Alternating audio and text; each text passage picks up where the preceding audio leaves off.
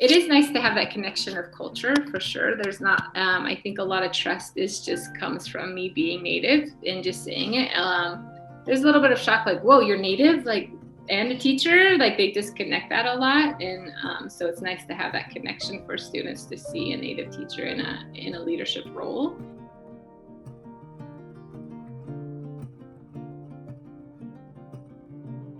So once I graduated, I became an ELD teacher in the Beaverton School District, and I was working with mostly minority students and was really helping support the English language in terms of taking their native language and applying those logistics to what they do know. So just building upon those, and really the same thing, like building the community with the students, making them feel comfortable. Like those are the biggest things that I learned from SelfCare that I was able to take over. It was really interesting that I was able to take a bunch of minority students and kind of build my own little community within the school that empowered them to feel better about being able to speak and to advocate for themselves and to understand that they really can learn anything. It's just a matter of believing in themselves and having someone believe in them and having a safe community where they feel like they can take risks and fail and be okay with all those types of things.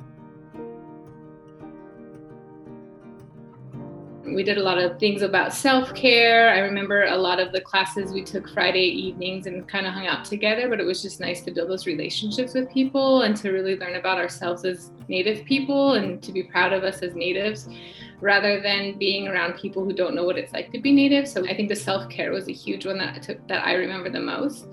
And it was just like, it's okay to take care of yourself. And I don't think we get that a lot. And so that was really nice because as a teacher, you definitely get a lot of stressors, and it's really nice to take care of yourself and learn not to take anything personal and deep breathing and things like that. So that was really, really beneficial as I went into teaching. Take care of yourself to really know who you are as a person, because if you're not a solid human being, then it's really hard to humanize what you're doing. You will go up a lot against systems, and so having that strong value of who you are is going to be really sacred, because you're going to get a lot of pushback on some things, and if you're not strong on who you are and who you set out to be, then you might crumble to some of those systematic stressors. So I think just building that community within your classroom is one of the biggest strengths that you'll ever have.